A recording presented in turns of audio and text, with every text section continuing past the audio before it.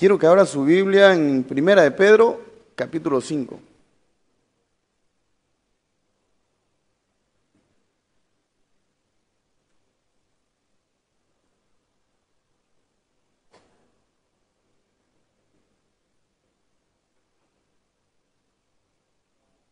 Un domingo de buscar del Señor, un domingo de primero adorarlo, alabarlo y ahora buscar de su guía, ¿no es cierto? ¿Tenemos todo Primera de Pedro, capítulo 5? Amén. Vamos a leerlo todo el 5, amén. Dice así: ruego a los ancianos que están entre vosotros, yo anciano también con ellos, y testigo de los padecimientos de Cristo, que soy también participante de la gloria que será revelada. Apacentad la grey de Dios que está entre vosotros, cuidando de ella, no por fuerza, sino voluntariamente, no por ganancias deshonestas, sino con ánimo pronto, no como teniendo señorío sobre los que están a vuestro cuidado, sino siendo ejemplos de la grey. Y cuando aparezca el príncipe de los pastores, vosotros recibiréis la corona incorruptible de gloria. Igualmente, jóvenes, estad sujetos a los ancianos, y todos sumisos unos a otros, revestidos de humildad, porque Dios resiste a los soberbios y da gracia a los humildes. Humillaos pues bajo la poderosa mano de Dios, para que Él os exalte cuando fuere tiempo, echando toda vuestra ansiedad sobre Él, porque Él tiene cuidado de vosotros. Sed sobrios y velad, porque vuestro adversario, el diablo, como león rugiente, anda alrededor buscando a quien devorar, al cual resistid firmes en la fe, sabiendo que los mismos padecimientos se van cumpliendo en vuestros hermanos en todo el mundo. Mas el Dios de toda gracia, que nos llamó a su gloria eterna en Jesucristo, después que hayáis padecido un poco de tiempo, Él mismo os perfeccione, afirme, fortalezca y establezca. A Él sea la gloria y el imperio por los siglos de los siglos. Amén. Por conducto de Silvano, a quien tengo por hermano fiel, os he escrito brevemente amonestándoos y testificando que esta es la verdadera gracia de Dios en la cual estáis. La iglesia que está en Babilonia, elegida juntamente con vosotros, y Marcos mi hijo os saludan. Saludaos unos a otros con ósculo de amor. Paz sea con todos vosotros los que estáis en Jesucristo. Amén. Vamos a orar. Padre, te agradecemos, Señor, por esta mañana preciosa. Gracias por tu infinito amor, por tu misericordia, por tu bondad, Señor, porque hemos amanecido, Señor, vivo y hemos venido a tu casa, Señor, y eso solo proviene de ti, viene de ti, Señor. Gracias, Señor, por esta oportunidad. Dios mío, que lo que salga de mi boca en esta mañana sea para edificación de tu pueblo, para alabanza y gloria de tu nombre. Te agradecemos todo esto en el nombre de Cristo Jesús. Amén. Esta es una carta que Pablo escribe. Si nos vamos al comienzo, verán que Pablo escribe a Galacia, Capadocia, Asia y Bitinia y el Ponto, a esos lugares, a esas regiones. Esto es en Roma. Pero antes de hablar al respecto de la carta, quiero dar un pequeño preámbulo de lo que hoy vivimos en este tiempo al respecto del Evangelio. Las iglesias de hoy en día, en su gran mayoría, han abusado de la gracia de Dios, lanzando un mensaje el cual es muy liviano o muy ficticio, y este mensaje que ha sido tergiversado, muchas veces metido con psicología, con positivismo, ha dañado la iglesia y el cuerpo de Cristo. La iglesia del Señor en este tiempo ha sufrido mucho por causa de este evangelio, ¿no?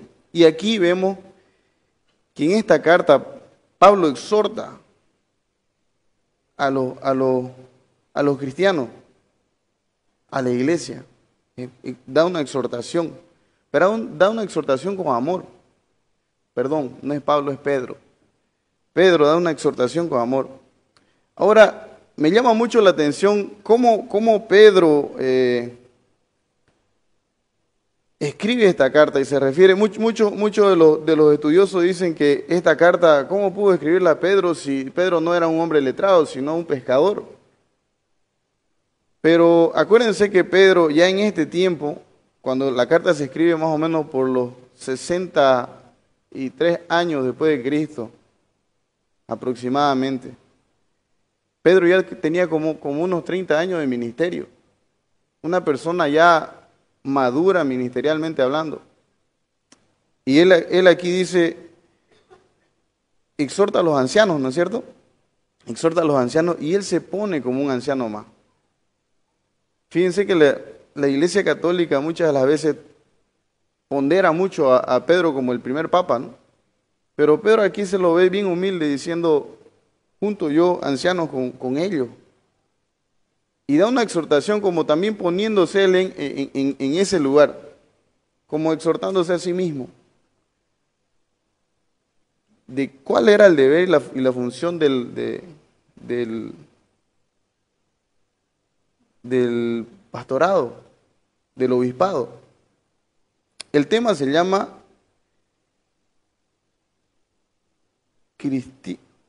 cómo los cristianos debemos ser en tiempos difíciles. Ahí en el Facebook tal vez va a salir diferente. Pero ¿cómo debemos ser en tiempos difíciles, en tiempos problemáticos? Fíjense que la carta de Pedro es lanzada en un tiempo donde comenzaron a perseguir a los cristianos.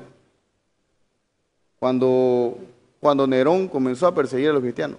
Y eso a raíz de un incendio provocado en Roma. Ese incendio ocasionó que la gente se confunda. ¿Quién será que quemó esto? ¿Cómo ocasionaron este fuego? Y todo el mundo estaba apuntando a Nerón. Pero tenían que buscar un chivo expiatorio. ¿Y saben qué? Los cristianos fueron ese chivo expiatorio.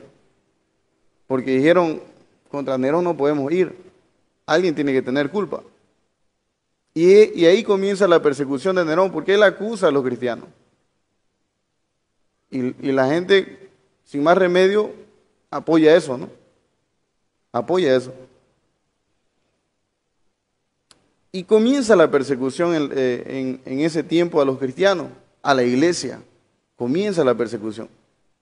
Aquí Pedro estaba anunciando, probablemente en aquellos lugares, en aquellas regiones, en aquellas provincias, en Roma, que iba a haber una posible persecución aún más fuerte. Pero aquí él está diciendo, oigan, ahora están siendo mal vistos. Están siendo mal vistos. Delante de la sociedad hay una sociedad hostil que ve a cristianos como rebeldes. Y no difiere mucho de estos tiempos, ¿no es cierto? Tiempos de pandemia, tiempos conflictivos, tiempos donde mucha gente se muere, donde se escuchan rumores de guerra, donde hay pestilencia, tiempos donde se predica un evangelio muy liviano, donde hay cosas sobre como desastres naturales, y vemos predicadores intentando parar los desastres, cuando no son llamados para eso, sino para predicar el evangelio de la manera correcta. Intentando ser como Dios o dándole órdenes a Dios para que esos desastres no sean ocasionados. Y vemos siervos que tal vez se desvían, ¿no? No, tal vez se desvían, y mucho. Entonces Pedro, está exhortando aquí a aquellos siervos que ahora están al cuidado de las ovejas en aquel tiempo, de los cristianos. Y dice, ruego a los ancianos que que están entre vosotros, yo anciano también con ellos, y testigo de los padecimientos de Cristo, que soy también participante de la gloria que será revelada. Dice, apacentad la grey. ¿Qué significa apacentar la grey? Pastorear. Oiga, guíenla. Entonces, era un trabajo, ¿no? Era un trabajo que ellos tenían como siervos del Señor. Apacentar la grey de Dios que está entre vosotros, cuidando de ella, no por fuerza, sino voluntariamente, no por ganancias deshonestas, sino con ánimo pronto, no como teniendo señorío sobre los que están a vuestro cuidado, sino siendo ejemplos de la grey. Entonces, aquí lo que tenemos que ver es la actitud de los que tienen autoridad, la actitud de los que tienen autoridad. En este caso, el que predica, el que da consejería, el que ministra, inclusive los que ministran la alabanza, ¿no? ¿Cómo es nuestra actitud? Porque estamos siendo puestos como ejemplo ante el pueblo, ante las ovejas. Y aquí él está exhortando, oiga, apacienten la grey. Todos tenemos que estar, todos los que estamos al servicio, tenemos que predicar el evangelio y tenemos que hacerlo de la mejor manera. Tenemos que predicar pensando en la necesidad del pueblo, pensando en la necesidad de aquel que está sufriendo. ¿Qué es lo que hace un pastor? Un pastor cuida, ¿no es cierto? Literalmente hablando de un pastor de oveja. ¿Qué cuida? Que la ovejita tonta no se pierda, que la ovejita lastimada se la cure, ¿no es cierto? Que la ovejita sea llevada para ser alimentada, ¿no es cierto? Esa es la función de un pastor. Y él está diciendo esto aquí, apacentad la grey de Dios. Entonces, el apacentar la grey de Dios significa estar todo el tiempo atento a las necesidades del pueblo. Oye, ustedes tienen que apacentar la grey, sean siervos, sean serviles, sean quienes están al cuidado de las ovejas. Y tienen que ponerse como ser. La persona que sirve es más que aquella que es servida. La Biblia lo menciona, ¿no es cierto? Que aquel que sirve está como el menor, atendiendo a aquel que tiene el privilegio de ser atendido. ¿No es cierto? Cuando usted va a un restaurante, usted se sienta y es atendido por alguien, ¿no es cierto? Y usted levanta la mano así y la persona ya está ahí, ¿no? Dígame, Señor, ¿qué se le ofrece? ¿Qué es lo que se va a servir, no? Entonces, es eso. Pedro está aquí haciendo hincapié en tiempos de necesidad, en tiempos hostiles, que el rebaño del Señor no se desvíe. Fíjese que en tiempo antiguo, en los tiempos de él, cuando él era mozo, cuando él era muchacho, en el tiempo de nuestro Señor Jesucristo, él tenía mucha ímpetu. Pedro tenía mucha ímpetu. Él tenía fuerza, coraje, ¿no? Pero ahora aquí él está tratando de otra manera diferente, ¿no? Está diciendo apacentar la grey. Y dice, la actitud de alguien que está en autoridad tiene que ser no por fuerza, voluntariamente. ¿No es cierto? No por fuerza, voluntariamente. A la persona hay que atenderla no forzándola a nada, no, sino haciendo notar su error para que esa persona pueda arrepentirse. Porque quien da el cambio es el Señor, es el Espíritu Santo quien revela a la persona, ¿no? Entonces, estamos aquí simplemente para servir y no tenemos que intentar hacer cambiar a las personas. Yo he visto muchas veces de personas, generalmente personas recién convertidas que están, ¿no?, con todo el power, todo el poder, enfrentarse doctrinalmente a otras personas, ¿no es cierto? Inclusive sucede eso con otras religiones, ¿no?, como el catolicismo. He tenido amigos que han quebrado los santos, ¿no? Y que han hecho que la persona se aleje más y aborrezca más el evangelio por causa de esa actitud, ¿no es cierto? Entonces aquí dice, no por fuerza, voluntariamente. Es por eso que un nuevo no puede entrar al servicio de lleno, ¿no? Un nuevo no puede entrar. Dice, no por ganancias deshonestas, sino con ánimo pronto. Hoy en día se ve mucho en las autoridades eclesiásticas eso, ¿no? Ganancias deshonestas, al menos en el pueblo evangélico. Perdieron el sentido del evangelio y se fueron en pos de la riqueza, se fueron en pos de las comodidades. Vieron que era ventajoso predicar el evangelio,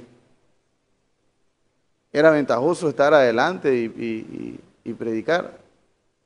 Pero aquí dice, no con ganancia deshonesta. He visto siervos que se van a las casas y van y ministran y se quedan hasta las 12, 1 de la tarde. Y una vez yo acompañé a uno y me sentí incómodo porque ya tocaba la hora del almuerzo y nosotros teníamos que irnos. Pero le digo, vamos, y me dice ese siervo, no, el obrero es digno de su salario. Fíjense cómo él torció la palabra en favor de él, en beneficio de él. Tal vez esa persona, ese siervo estaba pasando necesidad, pero tiene que tener fe y confiar en su Dios, ¿no es cierto? O tal vez quiere sacar ventaja del pueblo. Dice, no teniendo señorío, sino siendo ejemplo. La autoridad no se gana con señorío. Y es por eso que los que están adelante y son casados, los que son casados, uno tiene que ver cómo administra su hogar, ¿no es cierto? No teniendo señoría, siendo ejemplo. La autoridad se la gana dando ejemplo. La autoridad se la gana cuando la persona ve autoridad en esa persona, ¿no? Cuando la oveja ve la autoridad en una persona. En el caso del pastor, el pastor principal aquí, que es el pastor Freddy, más conocido como Picolín, yo creo que él no obligó a nadie, ¿no? No, que venga y, ¿no? Nunca él se impuso, sino siempre intentó dar el ejemplo, ¿no? Y así también todos los que sirven. Si hay alguno, pueden ustedes, mis hermanos, mencionarlo, porque ahora estamos hablando de los siervos. ¿No es cierto? Entonces, no tiene que ser por señorío, no tiene que ser una imposición. Fíjese que cuando el esposo se impone a la esposa, eso trae problemas familiares, trae muchos problemas. La esposa tiene que ver la autoridad del esposo, pero de una forma que lo admire, respetable. Cuando el marido pierde el respeto a su esposa es porque ya no hay autoridad, ya no le ve autoridad al esposo, no le ve autoridad. Entonces esto no tiene que ser por señorío, no tiene que ser. Los que están al servicio no tienen que enseñorearse de las ovejas. Y sigamos leyendo. Y dice, y cuando aparezca el príncipe de los pastores, vosotros recibiréis la corona incorruptible de gloria.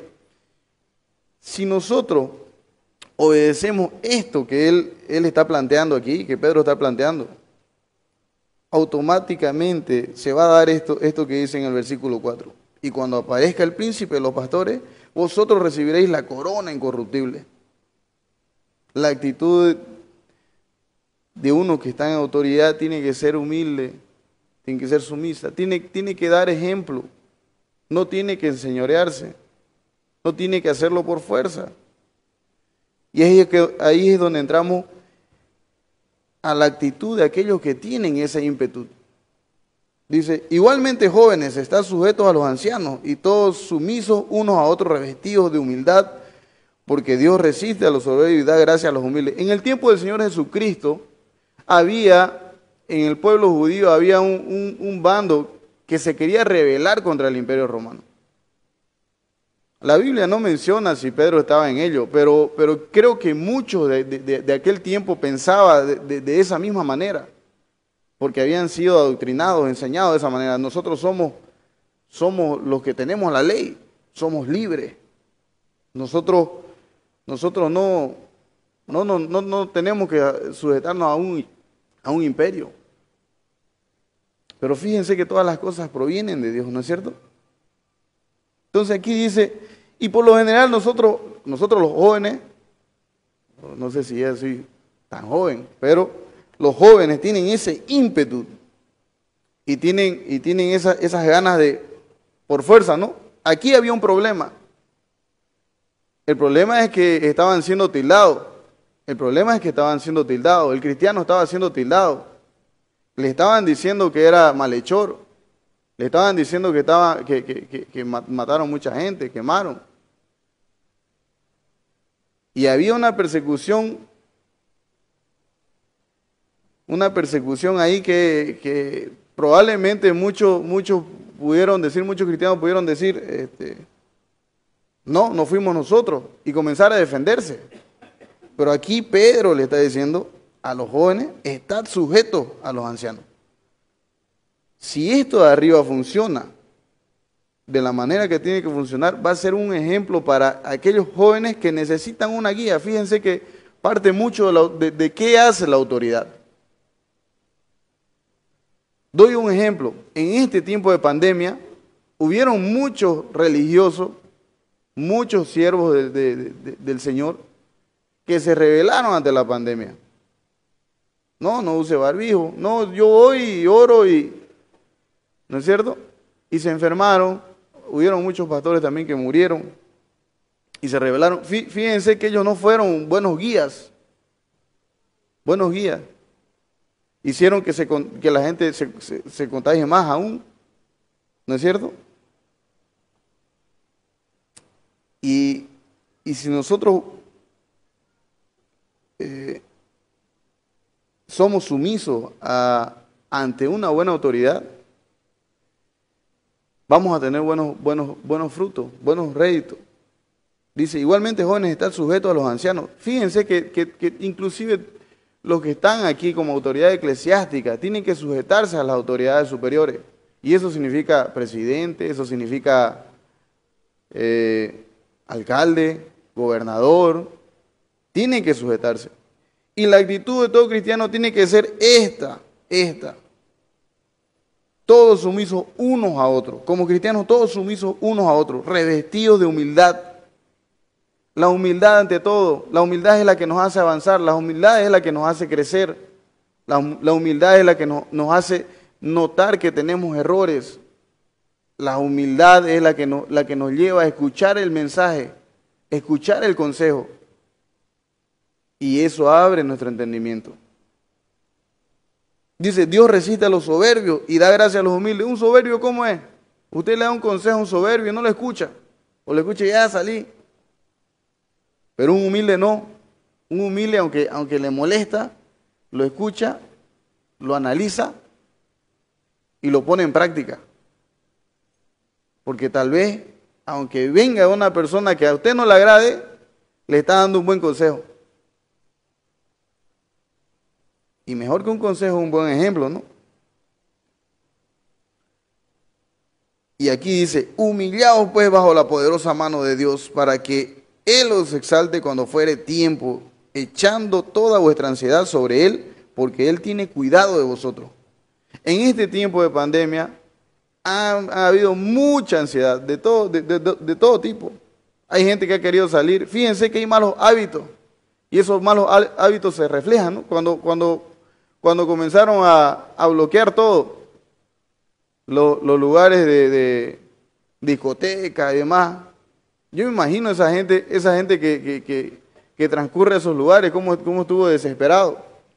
Nosotros inclusive, reservados de no venir al culto, a la iglesia, que había ansiedad o no de venir a la iglesia, de vernos, de abrazarnos, de saber cómo estábamos. Porque no es lo mismo por un aparato, ¿no? O llamarse por teléfono. No es lo mismo. Entonces, aquí está diciendo eso. que nos humillemos delante del Todopoderoso y que echemos nuestras ansiedades, toda ansiedad. La ansiedad es una cosa que puede perjudicarnos muchas veces y tenemos que controlarla, Porque dice, porque Él tiene cuidado de vosotros. El Señor tiene cuidado de su vida. Entienda esto, el Señor tiene cuidado. Todo este tiempo de pandemia, todo este tiempo de problema, todo este tiempo de zozobra, Dios ha tenido cuidado. Y si usted no lo ha visto, escudriñese un poco y váyase un poquito para atrás y se dará cuenta que Dios ha estado ahí. Se dará cuenta que Dios ha estado ahí. Entonces, la actitud fuerte tenemos que compensarla con sumisión a la autoridad. Y ser humildes. ¿Para quién? Para con Dios. Si somos humildes para con Dios, vamos a reconocer la autoridad que Dios pone. Aún sea para que vengan problemas. Jeremías le predicó a un pueblo 50 años. Le dijo, arrepiéntanse. Va a venir esclavitud. Háganlo por la buena.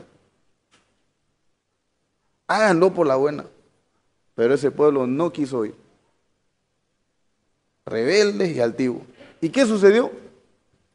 No fue por la buena y fue por la mala.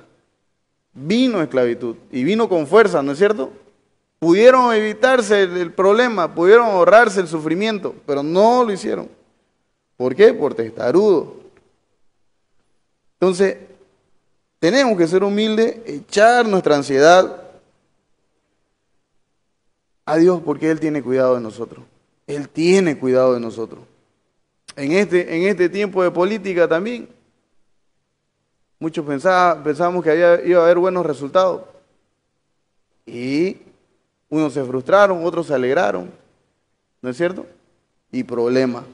Y aún sigue habiendo problemas en el país. Aún sigue habiendo problemas en el país. Dice, sed sobrio y velad porque vuestro adversario, el diablo, como león rugiente, anda alrededor buscando a quien devorar. Él no perdona a nadie, niños, ancianos, mayores. Él anda rodeando buscando a quien devorar. Ese es Satanás. Al cual resistid firme en la fe, sabiendo que los mismos padecimientos se van cumpliendo en vuestros hermanos en todo el mundo. Oiga, lo que usted padece aquí, otro hermano está padeciendo también. Tal vez en una cancha diferente, pero los padecimientos son los mismos. ¿Cuál es el peor problema del hombre? El pecado. El pecado es el peor problema del hombre. Usted quiere cambiarse de un lugar a otro para ya no tolerar ciertas cosas, allá va a estar el problema. Donde usted vaya no puede escapar, porque es una herencia, es una cosa que heredamos. Y tenemos una lucha constante con eso, una lucha constante. Y el diablo va a aprovechar de esa situación.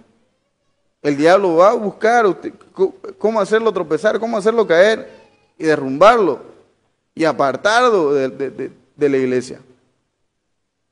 Y si es necesario, matarlo. Si usted está vivo es por la protección de Dios. Y aquí dice, al cual resistid firmes en la fe. No manda a pelear con el diablo. Pedro no manda a pelear con el diablo. Me parece mucho a la enseñanza de Pablo igual, ¿no? Pablo dice resistid y Pedro también está diciendo resistid en la fe. Sabiendo que los mismos padecimientos se van cumpliendo en vuestros hermanos en todo el mundo. Dios está preparando algo. Dios está cuidando de usted. Y mientras está cuidando, está haciendo que usted sea más santo.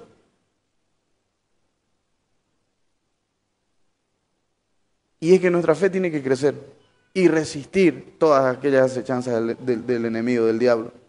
Dice, mas el Dios de toda gracia que nos llamó a su gloria eterna en Jesucristo, después que hayáis padecido un poco de tiempo, Él mismo os perfeccione, afirme, fortalezca y establezca.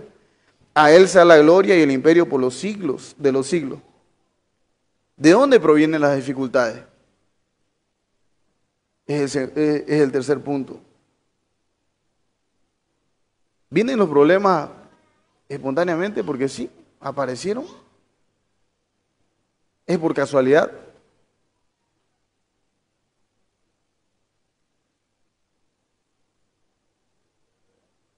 Los problemas vienen a raíz del diablo. El diablo lo provoca. Él ocasiona todo esto.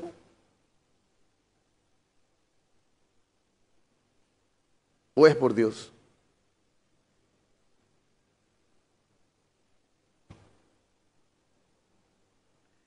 Dios está al cuidado de sus hijos y es Dios que trae muchas veces problemas para mostrar lo que tiene adentro en su corazón cada uno. ¿No es cierto? Dice, mas el Dios de toda gracia que nos llamó a su gloria eterna. Dios te llamó a su gloria eterna en Jesucristo. Después que hayáis padecido un poco, después que hayáis padecido un poco de tiempo, Él mismo os perfeccione, afirme, fortalezca y establezca. Aquí nos dice otra vez que la salvación comienza en Él y termina en Él. Él mismo te va a perfeccionar, Él mismo te va a afirmar, te va a fortalecer y te va a establecer. ¿Y esto para qué? ¿Para qué? Para la gloria de Él. Es para la gloria de Él. Es para la gloria de Él. A Él sea la gloria y el imperio por los siglos de los siglos. Amén, dice, ¿no? Dice, por conducto de Silvano, a quien tengo por hermano fiel, os he escrito brevemente amonestándoos y testificando que esta es la verdadera gracia de Dios en la cual estáis. Escuchen esto, él está diciendo que la gracia de Dios es que vengan problemas muchas veces.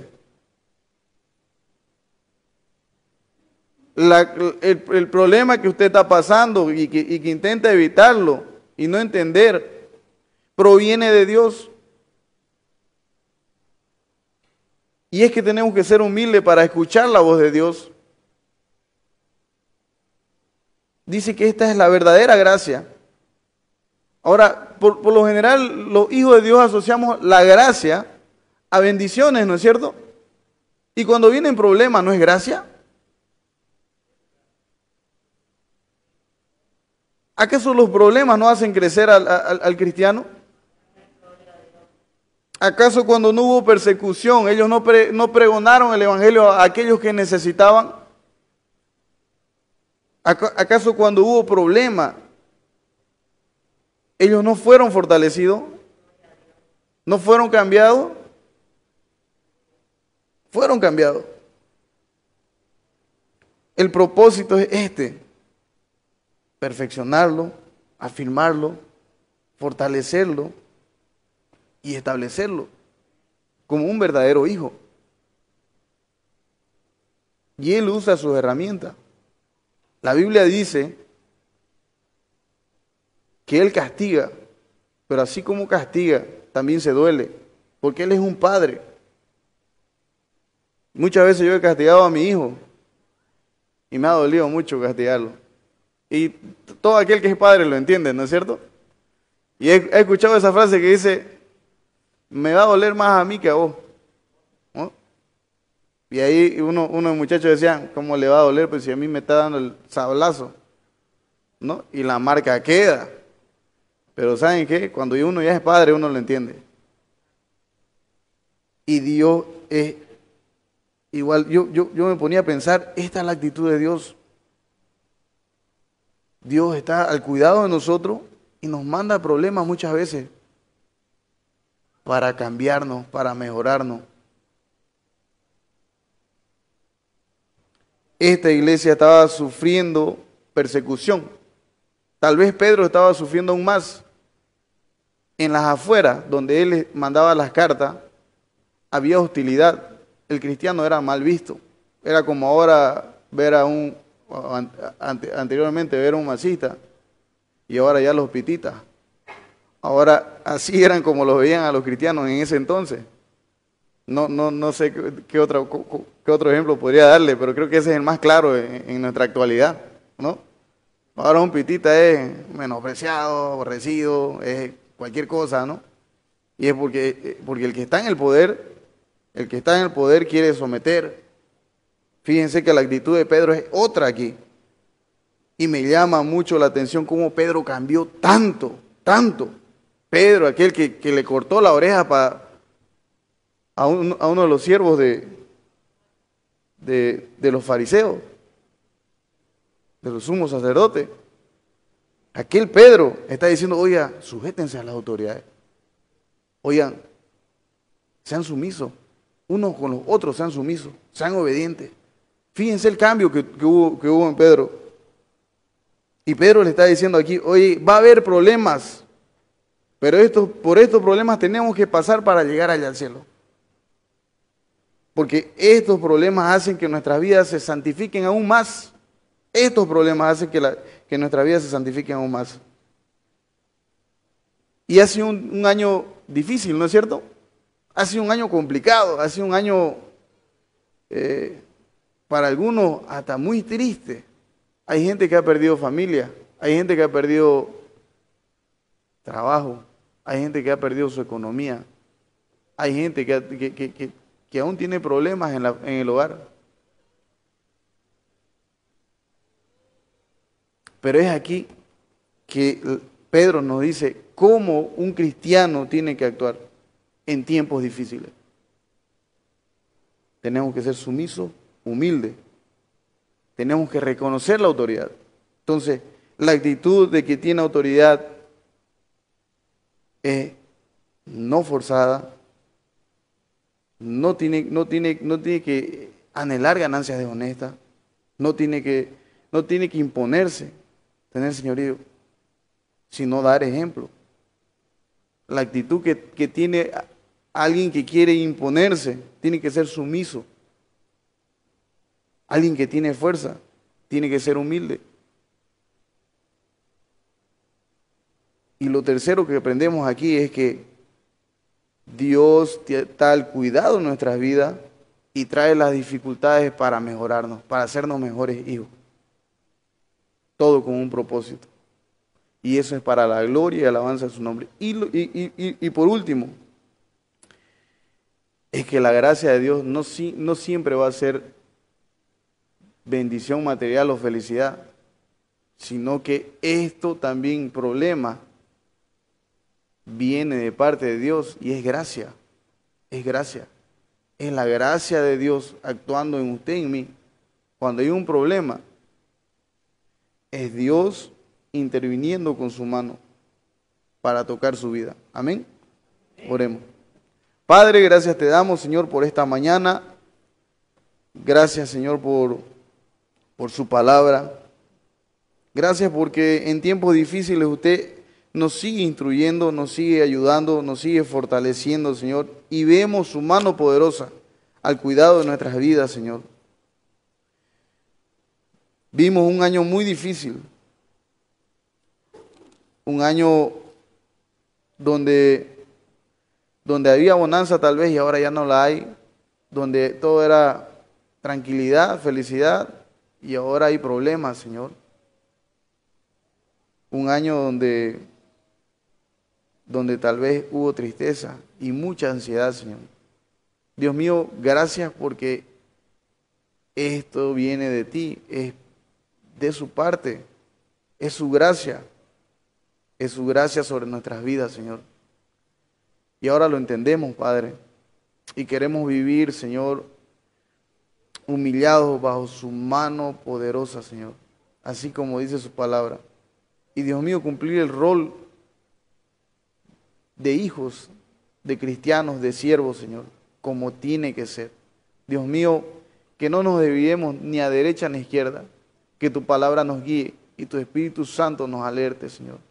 Que tu Espíritu Santo transforme nuestras vidas y esto sea para alabanza y gloria de su nombre. En el nombre de Cristo Jesús, te agradecemos por este tiempo. Amén. Dios me los bendiga.